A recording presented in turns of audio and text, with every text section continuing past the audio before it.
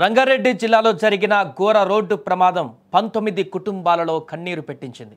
తెల్లవారుజామున నిండుగా ప్రయాణికులతో బయలుదేరినటువంటి ఆర్టీసీ బస్సుపై అతివేగంతో వచ్చినటువంటి ఆ టిప్పర్ లారీ మృత్యువు రూపంలో విరుచుకుపడింది. విద్యార్థుల చదువుల కలలు, ఉద్యోగుల జీవితాలు, అనారోగ్యంతో ఉన్న వారికి చికిత్స ఆశలు, ఇలా ఎన్నో ఆశలు ఆ బస్సులో ఉన్నాయి. కానీ ఒక్క క్షణంలో 19 మందిని బలి తీసుకుని ఆ ఆశలన్నింటినీ కూడా కంకర కింద సమాధైపోయాయి.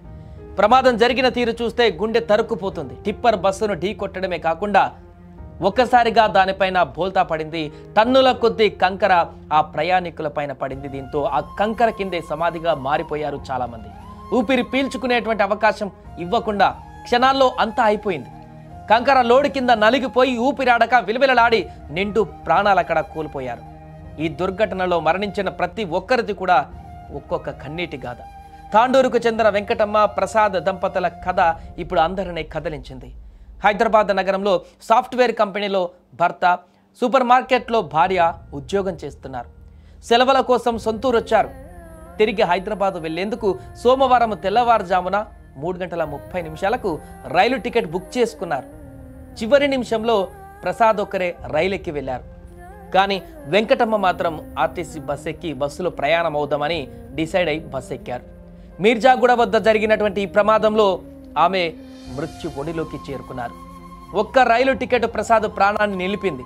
వెంకటమ్మ కూడా భర్తతో రైలులో వెళ్లి ఉంటే బతికి ఉండేదని ఇప్పుడు బంధువులు గుండెలవిసేలా రోధించడం స్థానికులను కలిచివేస్తోంది.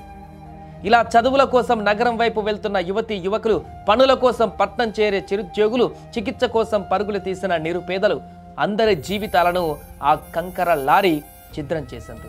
ప్రమాద స్థలంలో రక్తపు మరకలు, ధ్వంసమైన బస్సు, కంకర కుప్పల కింద ప్రాణాలు కోల్పోయిన వారిని చూసి పోలీసులు సైతం కన్నీళ్లు పెట్టుకున్నారు. అక్కడ కళ్ళకు కట్టినట్టున్న ఈ విషాదం మృత్యువు ఎంత క్రూరంగా ఉంటుందో మరోసారి నిరూపించింది. ఒక్క ప్రమాదం ఒకేసారి 19 కుటుంబాలలో తీరాని శోకాన్ని నింపింది. ఇప్పుడు ఆ శోకానికి సంబంధించిన కుటుంబాలలో బాధను వర్ణనాతీతంగా మారినటువంటి సందర్భాన్ని ఒక్కొక్కటిగా గుర్తు చేసుకుంటూ చాలామంది ప్రజలు కూడా తల్లడిల్లిపోతున్నారు.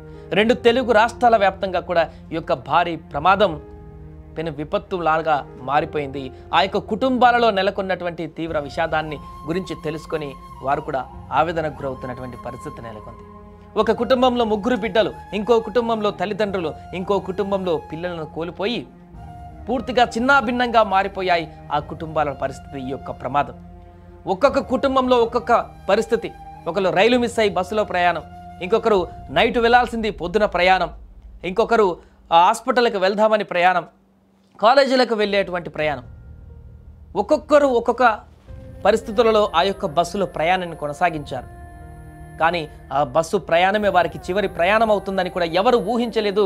ఎప్పటి మాదిరిగానే ఆ యొక్క ఉదయం వెళ్ళేటువంటి ఆ బస్సులో ప్రయాణం కొనసాగించి సాఫీగా నగరానికి వెళ్ళిన తర్వాత రోజువారీ కార్యక్రమాలు చేసుకుని సంతోషంగా ఉండొచ్చని అనుకున్నారు. కానీ ఆ ఉదయం వారి రాత వేరేలాగా మార్చింది ఈ యొక్క పరిస్థితి. ఈ భారీ ప్రమాదం వారి యొక్క జీవితాలను ఛిద్రం చేసింది, చిన్నాభిన్నం చేసింది. వారిని ఈ లోకం నుంచే శాశ్వతంగా దూరం చేసింది. దీనికి సంబంధించినటువంటి ఒక్కొక్క అంశాలు ఇప్పుడు చాలామంది 2 తెలుగు రాష్ట్రాల ప్రజలను కూడా దిగ్భ్రాంతికి గురి చేస్తున్నాయి.